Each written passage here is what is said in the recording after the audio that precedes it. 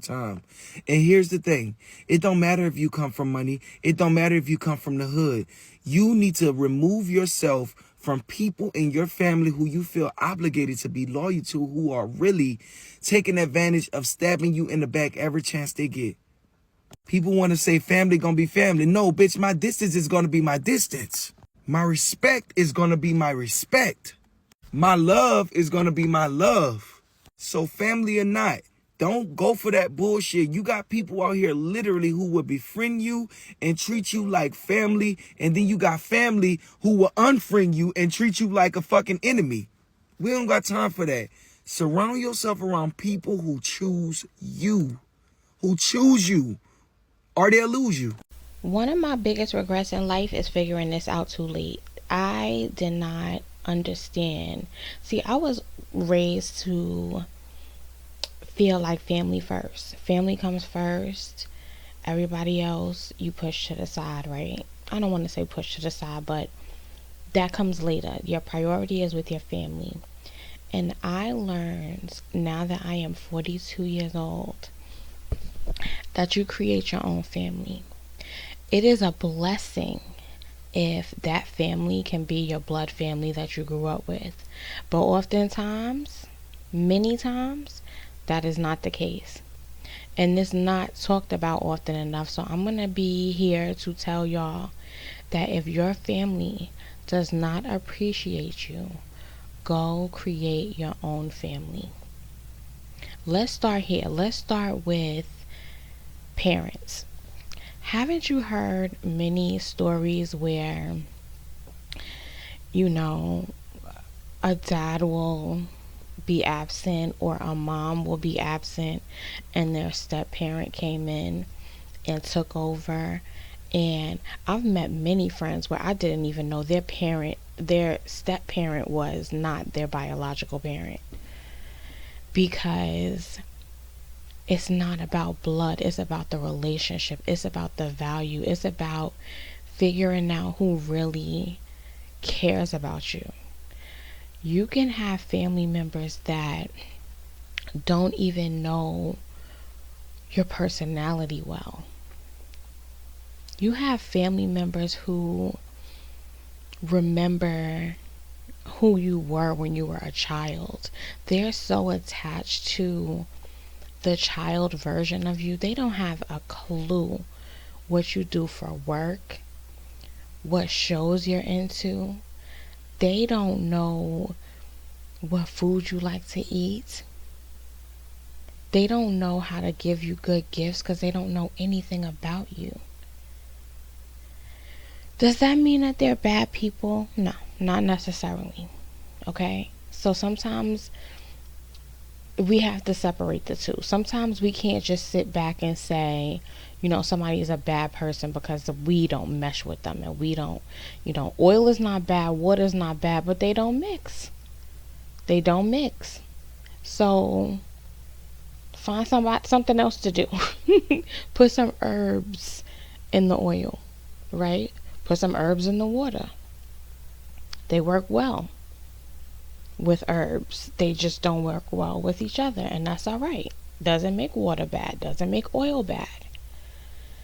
I told my children this before, especially my youngest daughter.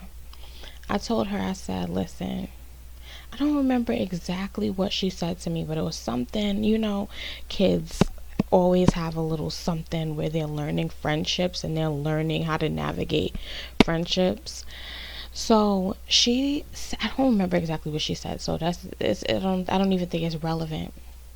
But she came and told me something, and I told her, listen, if somebody doesn't want to hang with you, that's okay. That doesn't make them wrong. That doesn't make them bad. It doesn't make you wrong or bad, or it doesn't make you not fun or not smart enough or pretty enough or anything, tall enough, short enough. It doesn't make you anything. You don't belong at that table. Okay? And I gave her an example. Her big brother, he he likes rice and she doesn't like rice.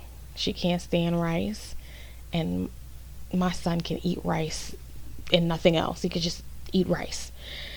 And I told her, I said, there's obviously nothing wrong with rice, right? You don't like it. I leave it off your plate, but I give him, matter of fact, I give him your portion, because he loves it. There's nothing wrong with the rice. We just got to put it on the right plate. And that's what I told her. And I said, doesn't that make sense? I was like, so whenever you go to a playground and some kids are playing and you go over and you try to introduce yourself and they don't want to play with you, don't think those kids, you understand mean when you see it, when somebody's being mean or when somebody's just simply a mean person, but that doesn't necessarily mean that anybody who rejects you is mean or bad. Take it in stride, chin up, and go and find your table. Go and find somebody who likes rice, who likes you. You understand what I'm saying? And then when you go over there, you'll find somebody who can't get enough of you. You might have to tell them, wait a minute, I need a break. Because they enjoy playing with you so much. They enjoy your company so much. Wait a minute. And that is so true. When it comes to family, I think we categorize things as good and bad way too much. Things are not necessarily good or bad all the time. Okay? Our family doesn't have to be bad. And the reason why that's important to point out is because, in my opinion, the reason why that's important to point out is because a lot of us have trouble separating ourselves from our families because we don't want to say they're bad, because we have great memories with them. They did make sacrifices for us. They did do nice things throughout our life. And so we have a lot of trouble saying, oh, I don't fit at this table anymore, because we have categorized things as good and bad. So we don't want to categorize our family as being bad. So we just stay in that environment, and then it hinders us from growing. It hinders us from moving on and moving forward to the people that do enjoy us, to the people and the places that do accept us, to the right plate, right?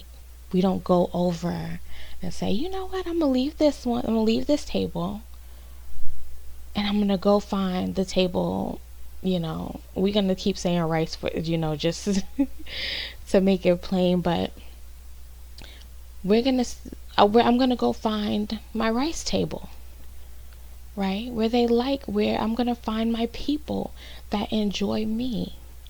You don't have to tell yourself, oh, I'm too much, I have to play myself down. No. Now, that doesn't mean not to work on yourself. And I'm speaking to myself too. When I come on here and I talk and I have these conversations and I post these videos, I am talking to myself. So this is not me trying to be condescending or just pointing fingers. I am talking to myself. This is how I know these things, is because I experienced these things. I don't talk about anything that I haven't experienced, because that would be some nerve, right? That would be some kind of nerve. I'm only going to talk about it if I've experienced it. And I have experienced it. I have experienced being at the wrong table in friendships, in family settings, in work environments, in neighborhoods. Y'all, I live in this city, and when I tell you, some of you may know what city I live in, others don't. That's okay. But when I tell you, people flock to this city so frequently, and they absolutely love this city.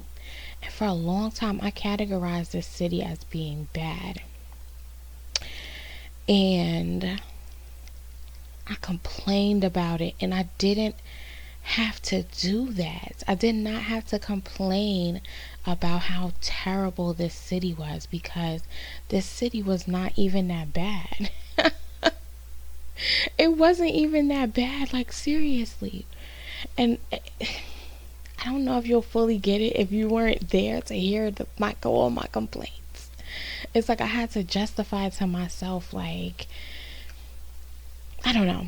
Anyway, I was saying the people are like this, and the weather is like that, and the streets are like this, and the schools are like that. And I mean, I just dogged it out.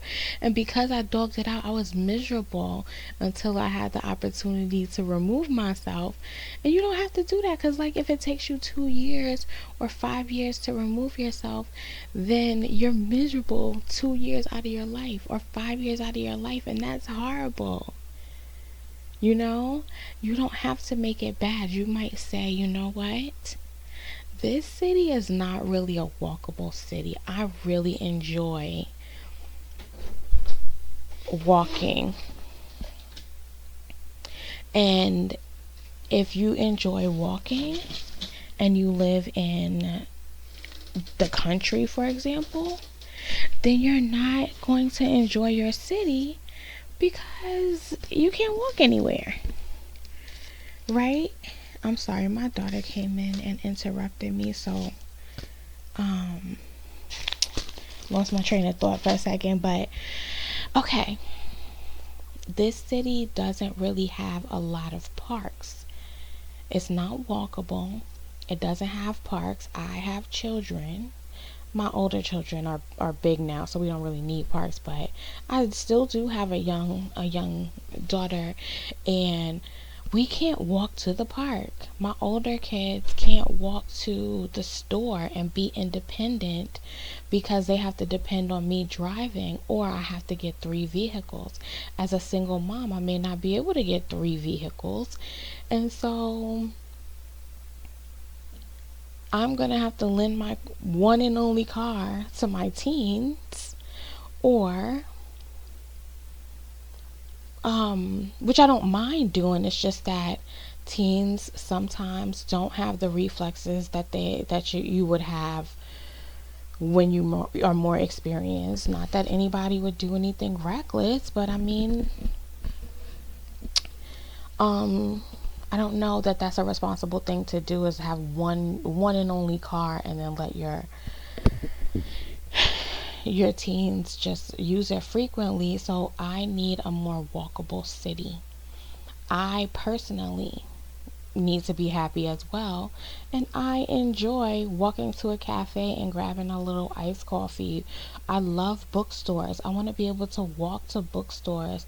I want public transportation, not necessarily because I want to take it every day, but I want the option to take public transportation. Where I live in the South does not have public transportation, so if I want to go to a concert, if I want to go somewhere, everything is just so far and so spread out, and it's so frustrating for me.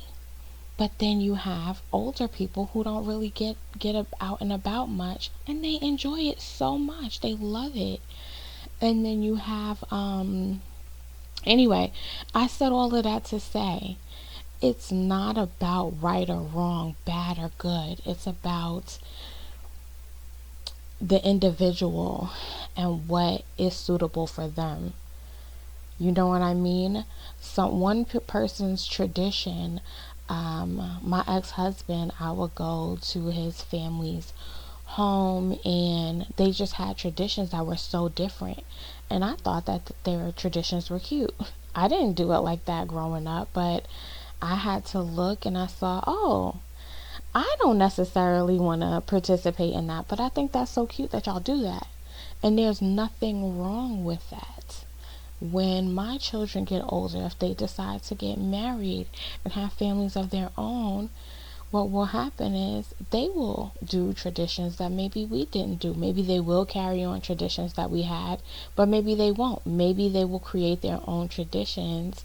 And it's not that mom's tradition or our tradition was bad. It's just that, oh, she did something, or I don't know, they may have just went ice skating one year just on a whim and decided to do that continuously, and now every Christmas they spend it ice skating. Who knows, whatever. So anyway, all that to say, stop making your family seem like they're bad unless they really are bad. If they really are bad, go no contact. is my recommendation. Cut them off, keep it moving. But if they're not really genuinely bad people, they just don't appreciate you. They might be a little bit selfish. They might have walked down a different path than you. Then it's okay. You can love them from a distance, and you can go and do the activities that you normally would do. That's why I think it's so amazing when people spend at least a few years alone. I know a lot of people don't like to do this, but I think everyone should spend a few years alone, not in a relationship, away from family. And when I say away from family, I don't necessarily mean like, going across the world. But I mean, hell, if that's what it takes, that's what it takes. But I think people should have, like, I call it like your eat, love, pray isolation period. And when you have that time, you get to know yourself, and you can surround yourself and build a strong support system around not your aunties and them from your mom's best friend, your cousins, that's your mom's best friend's kids. Although those are great additions, if y'all appreciate each other and love each other, then sure, stay around those people. But sometimes just because it's your mom's best friend turned cousin doesn't mean that y'all are on the same spiritual walk or life journey. You know? So, with that being said, do all the things on your bucket list.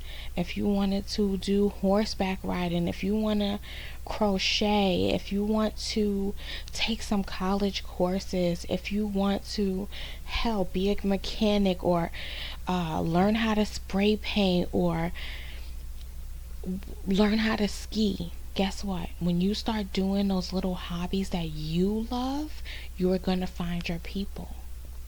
When you take time and you see what connection you have with God, you'll find your religion. And I bet it's super cool if your religion is the same religion that your parents had. It all works. But sometimes it's not.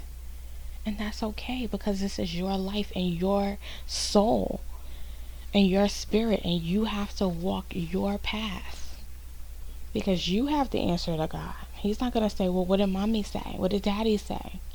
What your cousin say? No, you have the answer to God. That's your soul. When you're hurting, you have to pray. It's just you and God. When those bills are due, you have to pay. When you're lonely, you have to see who comforts you. When you're down and out, you might think, oh, I can call my brother, my sister, mom, dad. Sometimes those calls are going to go unanswered because those may not be your people. They did a good thing by bringing you into this world.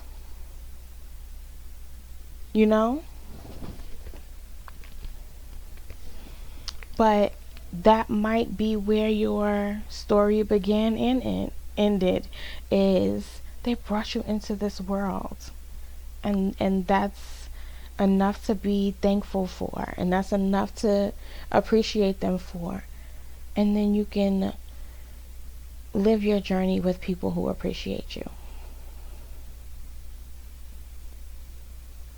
And then you can become the best version of yourself. And then the best version of yourself will produce a family who sees the best version of you, and in turn gets to see the best version of themselves. How does that sound?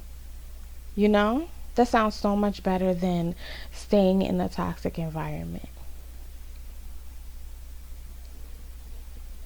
So I just wanted to share that with you all today, and hopefully that resonates with someone.